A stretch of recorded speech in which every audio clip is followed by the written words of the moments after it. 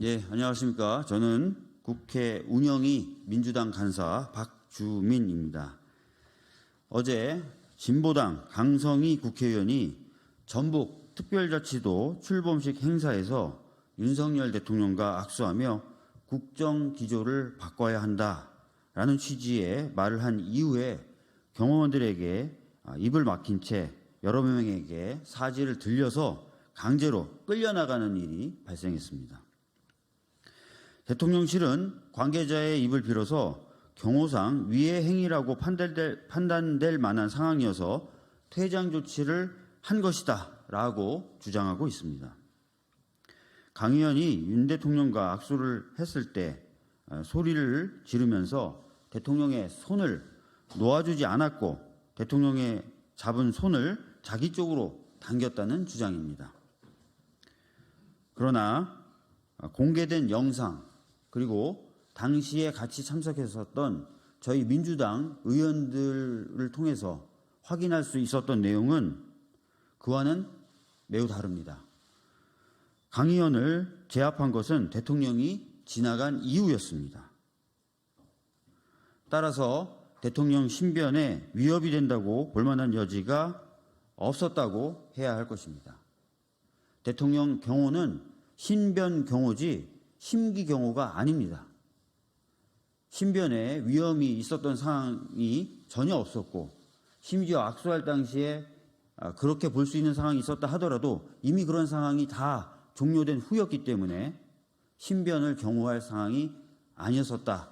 신변에 위협이 있었던 상황이 아니었었다라는 이야기입니다. 대통령실은 국회 운영위에 나와서 이 당시 상황과 그렇게 대처했었던 이유에 대해서 분명하게 설명해야 합니다. 대통령 비서실과 대통령 경호처의 책임자가 이 부분을 직접 설명하지 않고서 어떤 국민이 납득할 수 있겠습니까? 어제 있었던 이 일은 국민을 대신하는 국회의원과 국회를 무시하는 행위이기 때문에 더욱더 대통령실 관계자는 국회 운영위원회에 출석해서 이런 부분을 해명해야 한다는 것입니다. 국회 운영위원회를 열어야 되는 이유는 이것뿐만이 아닙니다. 이미 저희들이 여러 차례 이야기를 한 바 있는데요. 김건희 씨 관련된 의혹 굉장히 많습니다. 해병대원 순직 사건 관련돼서 대통령실이 외압을 행사했는지에 대한 논란 끊이지 않고 있습니다.